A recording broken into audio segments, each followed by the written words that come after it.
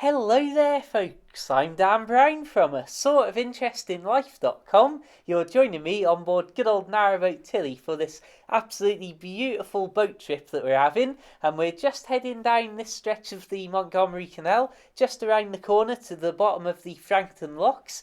And this video is all just based around that little tiny area of canal because it's firstly quite an interesting stretch with a few locks crammed into a small area, and also, as you can see just from this opening clip, it is an absolutely beautiful place to be.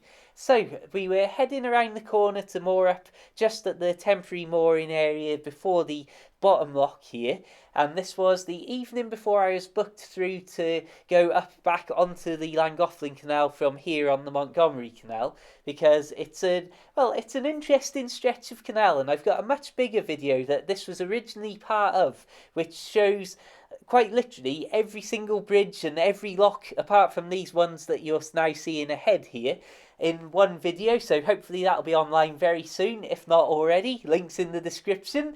And basically, because it's only about 7 miles of canal on the Montgomery before it runs dry, as the restoration is still ongoing, you have to book to go up and down through the locks, and they only let 12 boats a day through, and there's all sorts of rules for all sorts of reasons, and you can only spend 2 weeks on that entire 7 mile stretch of canal at a time. So this really is the sort of gateway to that 7 miles, and as such I thought that it was well worth having its own video. So this first part here is just a nice sunset walk after that little trip, just to show you a bit more of the locks and the details of the locks. You can see that this top lock here is actually a staircase lock. It's only got 2 steps in that staircase, but you can see basically that those lock gates there open from one lock straight into another. So that first part here, that as you'll see when we're on board, it's like a huge amount of elevation that we gain in that single staircase lock. Now, as we walk down here, I'll say just a few random words. Well, I suppose for the rest of the video I will carry on saying these random words. You can see firstly that in this video I really went overboard with doing these zooming in and out shots, but also that these locks are all set up like this with one paddle open just in case the wind blows the actual lock gates closed, and the gates themselves, or the mechanisms and paddles on some of the locks, are locked up to ensure, I assume, that nobody first of all crowds down there and there's no moorings and all that sort of stuff. But also there's a lot of concern about the actual amount of water that flows down, and sometimes it gets a little bit low in these various areas amongst the locks, and even further down, about 4 miles away at Queen's Head, there's various issues with the locks.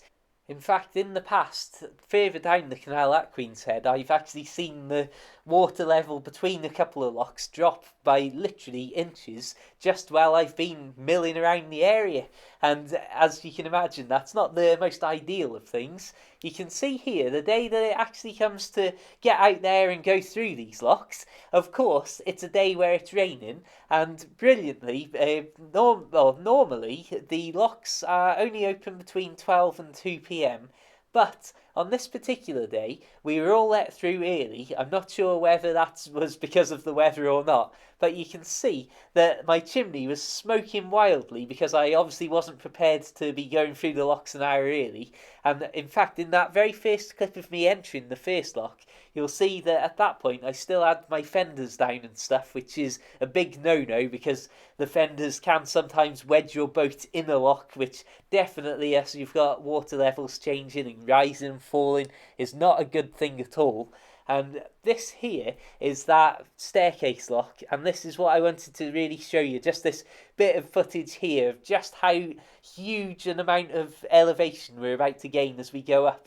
This is in the second lock, just starting to rise up now, and equally when you've got the lock split up into 2 sections like that, the actual elevation per side of that gate, if that makes sense, isn't the massive dramatic sort of elevator that it would seem. It's the 2 steps that make it, or allow it to have such a huge elevation. And at this point, you can see we are literally making our way off that stretch of canal. into the junction here at Frankton, and what you can see there is a sign that points to Llangollen, points to Hurlston, or points directly at us to the Montgomery. And really, I suppose at this point, now we've had a quick look and seen the locks in the beautiful sunset and then seen the locks from a rainy boat, I will wrap things up. I'll also say, if you noticed as well, before we go, that at one point the chimney cowl had fallen off my chimney. That is because in one of the locks I was so taken by surprise at how much force the water would suck the boat forwards with that I actually crashed into the front sill with enough force to knock the hat off the chimney. So you can imagine that meant putting a few things back upright inside the boat too. Anyway, on that note, I'm going to say thanks for watching. Hope you've enjoyed this video. It's had rain, it's had sun, it's had boats, it's had smoky chimneys, it's had everything.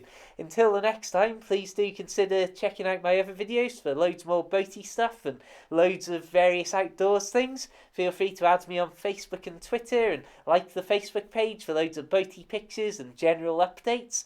And please do consider checking out my books available for the Kindle. Search Amazon for The Narrowboat Lad, or find links to everything mentioned and more in the description below. Until the next time, keep it boatworthy, and of course, farewell.